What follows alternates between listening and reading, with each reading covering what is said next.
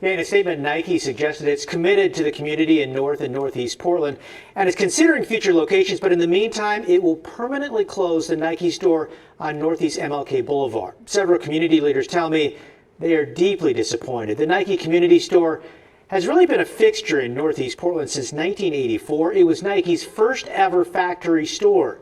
The sneaker giant pledged to donate a portion of the store's profits to community-based nonprofits, and it did. Over the years, Nike has donated millions to the surrounding community. But ongoing issues with theft created serious problems at the Nike community store. As we documented last year, thieves often ripped off armloads of Nike shoes and clothing with no fear of being arrested. We saw it firsthand. Security guards contracted by Nike admit they're forbidden from physically stopping shoplifters. The store quietly closed a year ago, and Nike has really been silent about its future until today. Nike tried working with City Hall and requested off-duty Portland police officers provide security at the community store, but the mayor said no.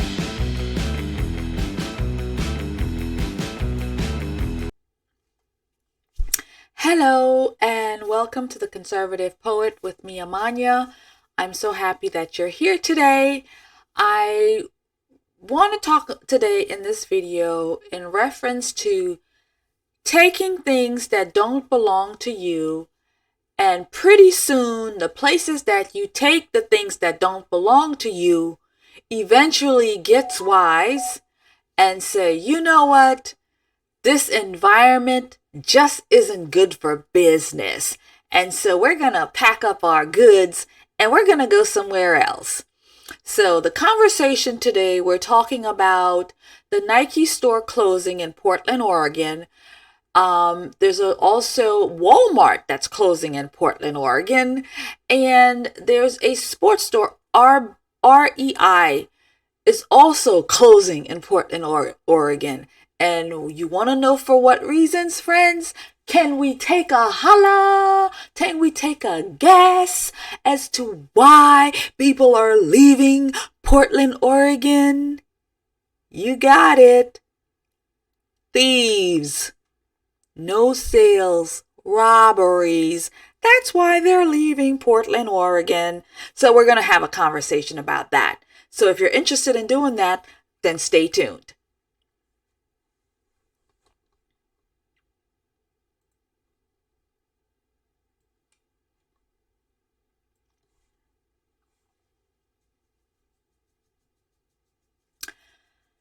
So I have a video that I would like to show. You've already seen one clip in the beginning of the video, but you'll be seeing another one where I'm going to be watching along and we're going to have a conversation afterwards.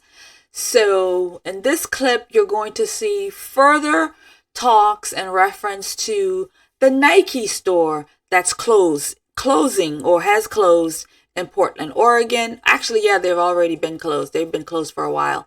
And then I want to talk a little bit about the other store that's also closing as well. So let's get into it. The Nike community store is a fixture in Northeast Portland. The retail giant stands tall among other storefronts along a busy stretch of Martin Luther King Jr. Boulevard. Look inside and you'll find racks of neatly folded Nike gear and rows of shoes, but no customers. The Nike store has been closed for more than a month, and the company won't say why. On its website, Nike said the store will be closed for the next 7 days, a message that's been repeated for weeks. Despite the notice posted online, customers show up almost every day. Usually stores let you know what's going on because customers want to know. But no, nothing on the door kind of leaves it suspicious. Especially when you're paying $5 for gas and then it's like, thanks. I wasn't planning on stopping the video to have reactions, but I'm going to right now. So people are coming to the store. The store is closed and people are showing up. I kind of wonder if the thieves are doing the same thing, like staking out the store. Yo, man, why they ain't opening up the store no more? I needs to get my merchandise. I needs to get my stuff, man. I got to sell this stuff on the streets. I got customers. And if I can't go in there in that Nike store and steal me these shoes, I can't get my food or my booze. Just saying. Yeah. Wonder if they're wondering too. If they're coming around looking through the windows like, man, what's going on? Nike clothes, man. Nike clothes. I need to get my stuff, man. I need to get my stuff. The Nike community store has always had an issue with theft, explain several people associated with the store. Although recently, shoplifting has risen to new levels. Criminals have become more brazen, stealing armloads of Nike merchandise. Just saying, friends. Just by the look of these people. Who you think they is? Who do you think they are? I'll give you two guesses. Give me a guess in the comments.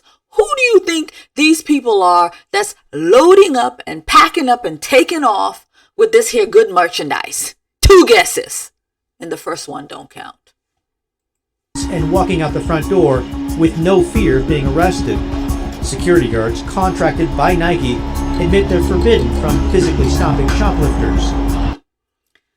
So the security guards are forbidden by Nike to pretty much confront the thieves. So if you're a security guard, you're there to protect the store and its merchandise, and people are walking out with merchandise. Why are you there in the first place? Nike, I want to know. I need to know. Why do you have security and then tell them they can't do their job? So why are they there? To stand pretty against your pretty shoes? To stand there buffed against your jackets and your shoes and your gear? Why are they there if you've tied their hands for them not to do their jobs? I'm just saying. It's too risky. It's obvious that they've stolen something and they're looking to unload it somewhere. Pastor Paul Greenidge of New Song Community Church has seen people flee the nearby Nike store with stolen shoes and clothing. I mean, you've been here a long time. 30-some years. 30-some years. Yeah. Have you seen anything like this? It's unprecedented. Nothing like this. KGW's analysis of Portland crime data found since 2019, the Yo, that guy just moved out of the way to let the person with all their stuff go on by. Unprecedented is what that pastor said. They've never seen anything like it. Why? Because the law has never been so lenient like it is now. People are emboldened. They are emboldened because they know they're not going to get in trouble. They're not going to get arrested. The police isn't going to come. Nothing is going to happen. They can just pack up and move on out. So I kind of thought about, well, what about this? Like the shirts and everything. Don't they have those theft thingies on them anymore? You know, when you walk out of the door and it goes off, beep, beep, beep, beep, you know, don't that matter anymore?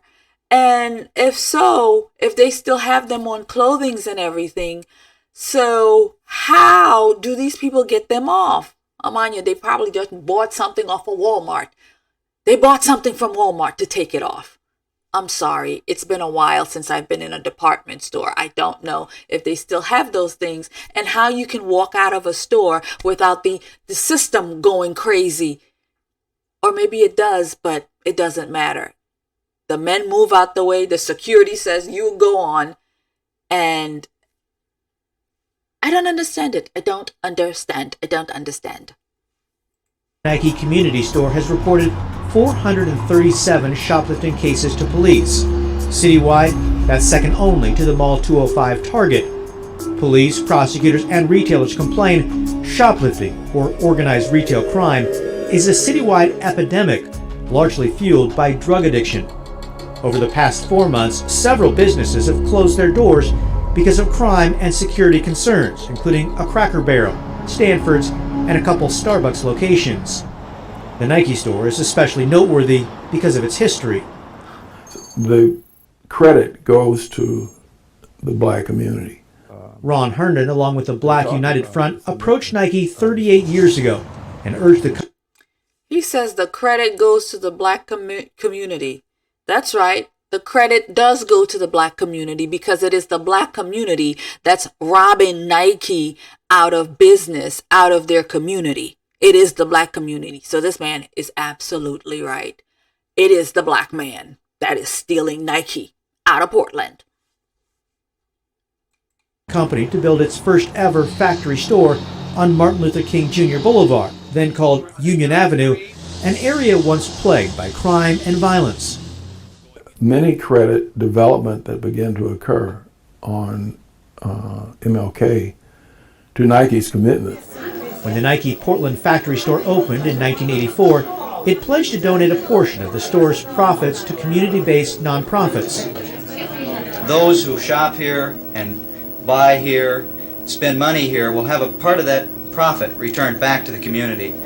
Since then, the Nike store has donated more than $1 million to the North and Northeast Portland community. In 2000, it moved to a new building after outgrowing the Nike store's original location. It's not just me. So many people in the community are proud of it. But the ongoing issues with theft has raised concerns about the store's future. What's occurring with Nike is very symptomatic of what's happening with people and organizations and businesses all over Portland. Herndon believes a lack of police resources and prosecution has allowed criminals to tear at the fabric of this community. Criminals don't care. Ding, ding, ding, ding, ding. Criminals do not care about history. Nike built. And it's so funny. He hits it right on the head. Criminals don't care about the history because they are not being taught the history. They just see the building there and it's there. They don't know the struggle of getting it there, what people had to do to bring it there, to bring some sort of prosperity to the area. They don't know and they don't care, but they're not being taught it. If they were being taught it, I would assume that they would have some sort of, conscience in the middle of all this and say, you know what? This is a pillar of our community. This is a historic place right here. This has brought so much energy and business and wonderfulness to our area. Let's not rob it, let's not rob it out of business. But no, they have none of those scruples in them because they have not been taught to them. This community store nearly 40 years ago to increase its involvement in the community and help build up a troubled stretch of the city. Now, Herndon argues it needs support, fending off shoplifters and crime. Until the city comes up with an answer to this, I don't see it going away. I don't see this stopping. Hey guys, thank you so much for your support. It means the world to me that I know that you appreciate the work that I do and you find value in it. And for me to continue to do that work, I do need your help. So I'm asking you to check out my website, The Orlando Patriot, where you can purchase items that's going to support me and help me to do the things that I'm doing here on this channel. So I thank you very much for that. There's new items in the shop, mugs, phone cases, t-shirts, and so on. So check out the merchandise. And again, thank you for your support. See, it's stopping. And I would have to argue that we got ways to make this stop. We've got ways to make it stop. Enforcing the law, that's one way. Locking them up, 2-way. 1 and 2-way will stop this. People will stop shoplifting. People will stop blatantly walking out with these things. And the stores will have revenue. I mean, that's why they're there in the first place. So there's a way to get it done. We need strong mayors to uphold the law. And we need to have strong police in the area patrolling and constantly out there, where these thieves, once they start implementing the laws and the police is on the streets, these people are going to think twice.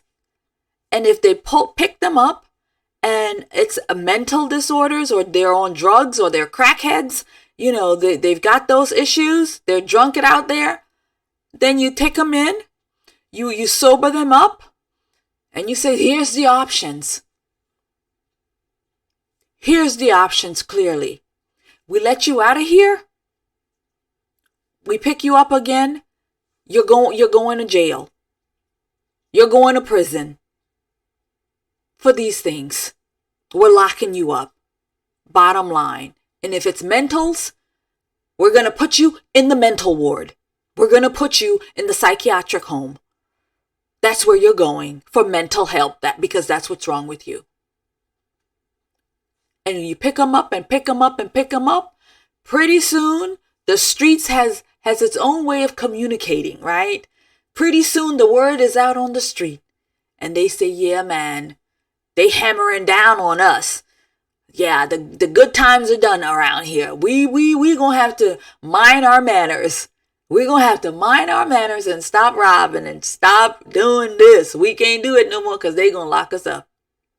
That's all you got to do. That's all you've got to do. And the killing, well, that's a different video. I meant the stealing. It all ties in hand. The killing and the shootings, all this. But right now we're talking about the thieves and the shoplifters and businesses closing because of it. So that's Nike. We all know Walmart has closed, and they're closing more places. They've started closing in other parts of the country where they're having the same problem as Portland. They've closed in Baltimore, and they've closed in Chicago. They've closed in Chicago. And, the residents raise hell because where we going to buy our foods now? What you mean you moving? Yeah, because you people won't stop stealing. So we moving. We closing. So I'd like for us to read a little now in reference to the sports store that's also closing in Portland, Oregon. Let's do that.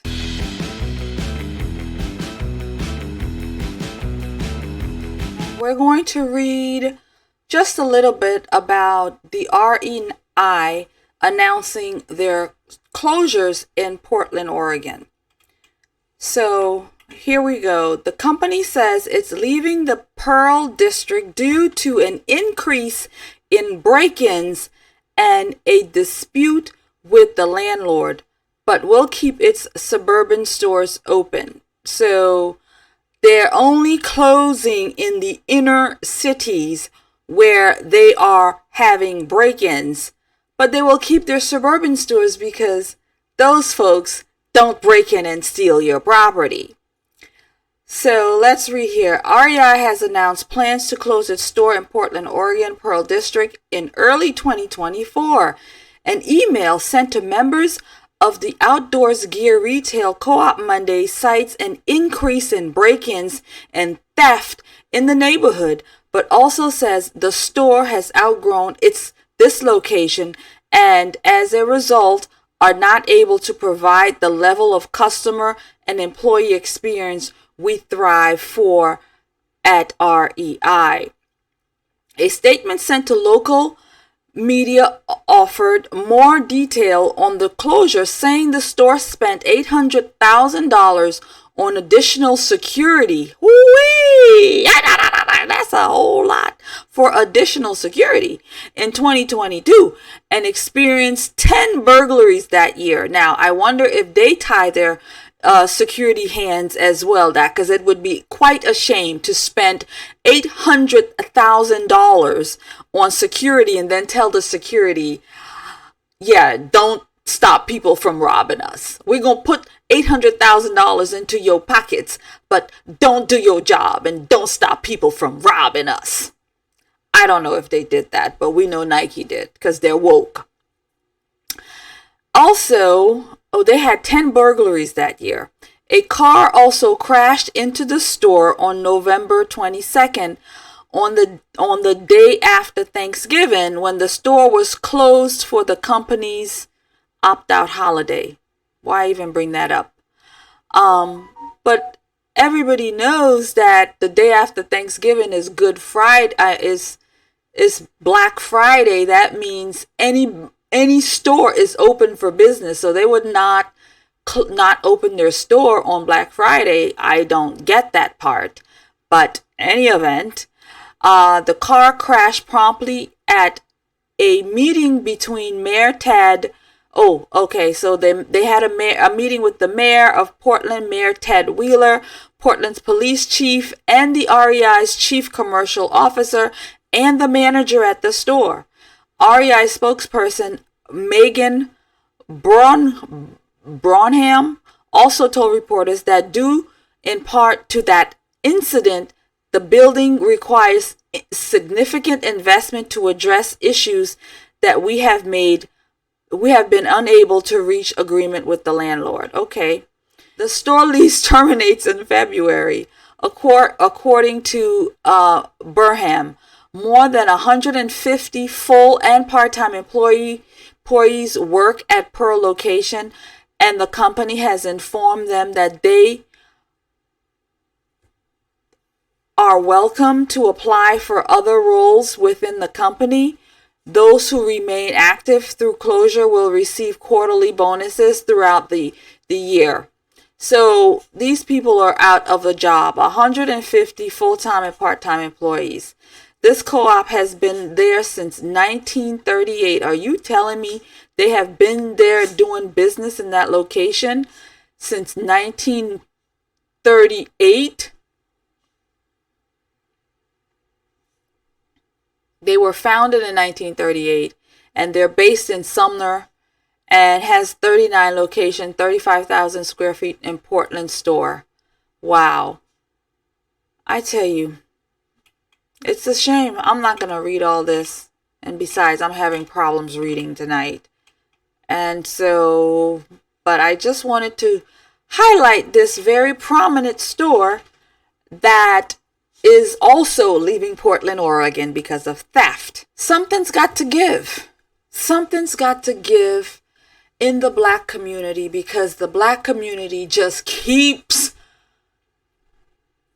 making things worse for themselves. They just keep making.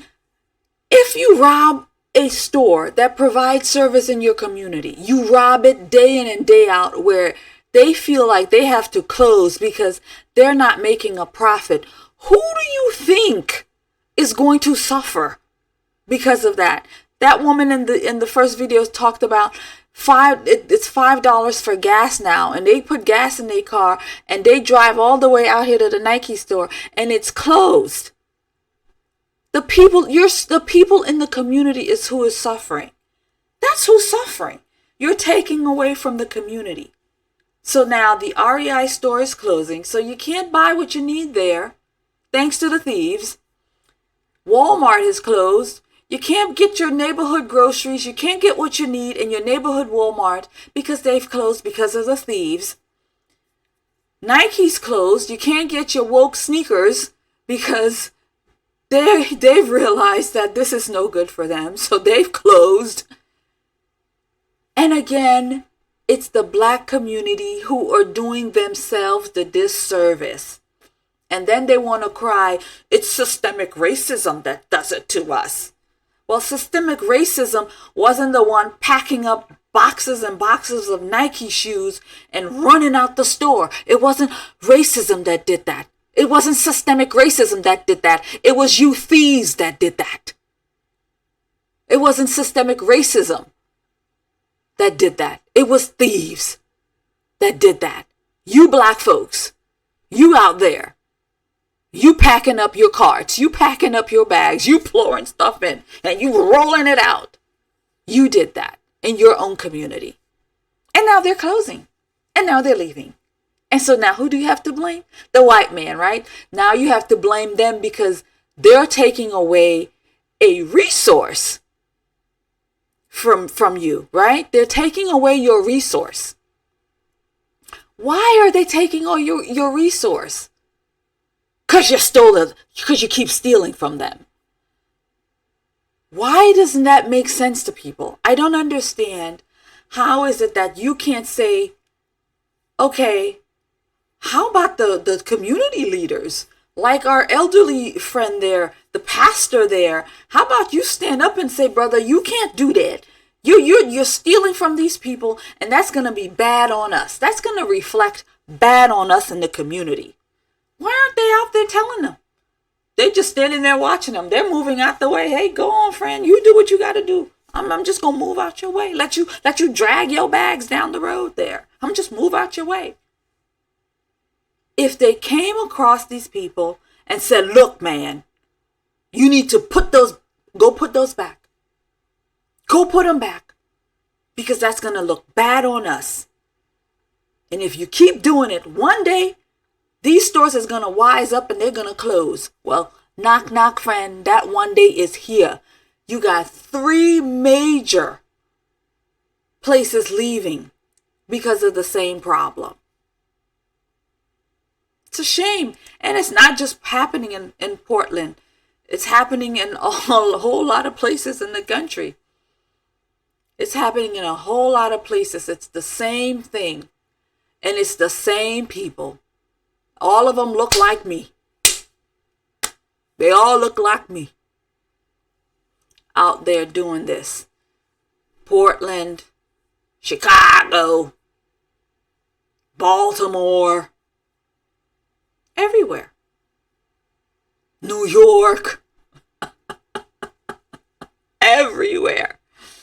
Because why? These are all liberal cities with liberal mayors and liberal politicians that just won't follow the law and lock these people up, arrest these people, hold them accountable for what they've done.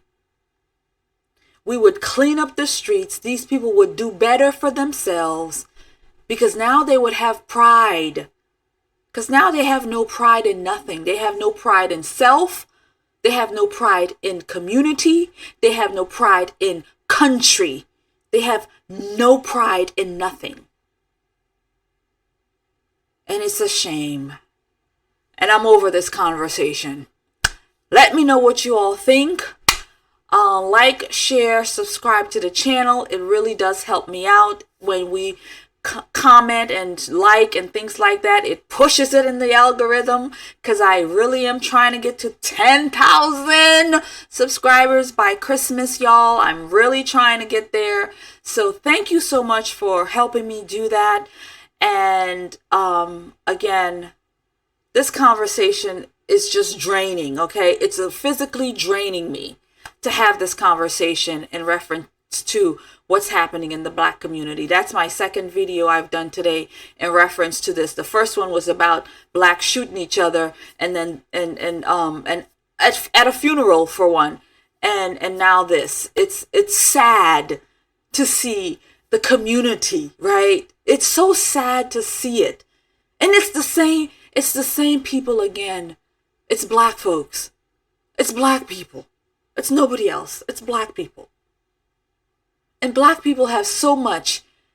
The government gives them so much. Food stamps, shelter, Section 8, welfare. And then they gotta go out and rob the stores too.